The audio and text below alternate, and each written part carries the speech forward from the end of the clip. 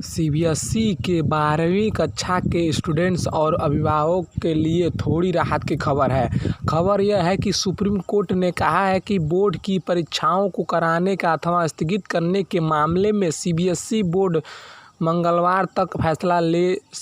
Supreme court के इस रुख को देखकर लग रहा है कि बोर्ड 12वीं क्लास की परीक्षा को रद्द कर सकता है और छात्रों का रिजल्ट आंतरिक मूल्यांकन के आधार पर तय हो सकता है। बोर्ड छात्रों को बाद में एग्जाम देने का विकल्प खुला रख सकता है। देश में कोरोना वायरस संक्रमण के बढ़ते मामले को देखते हुए परीक्षा का आयोजन मुश्किल है। अभिभावकों ने परीक्षा रद्द करने के लिए सुप्रीम कोर्ट में याचिका दाखिल की है। सुप्रीम कोर्ट ने भी सीबीएसई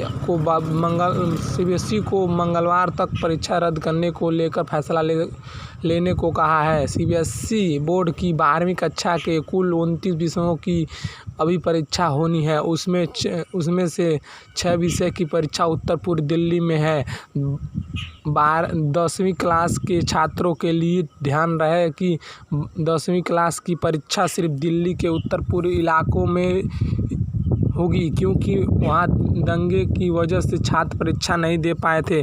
12वीं क्लास की परीक्षा पूरे देश के छात्रों के लिए होगी। वैसे देश के बाकी हिस्सों में 12वीं क्लास के सिर्फ 12 मुख्य विषयों की परीक्षा होगी, लेकिन दिल्ली के उत्तर पूर्व क्षेत्रों में उन 12 मुख्य विषयों के अलावा 11 और मुख्य विषयों की परीक्षा होगी।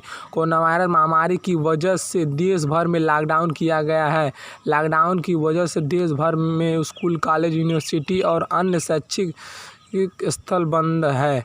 पूरे देश में परीक्षाओं को भी स्थगित कर दिया गया है। सभी राज्यों में पहले ही लेकर 9वीं क्लास तक 11वीं क्लास के छात्रों को परीक्षा के बगैर ही अगले क्लास में प्रमोट किया गया है।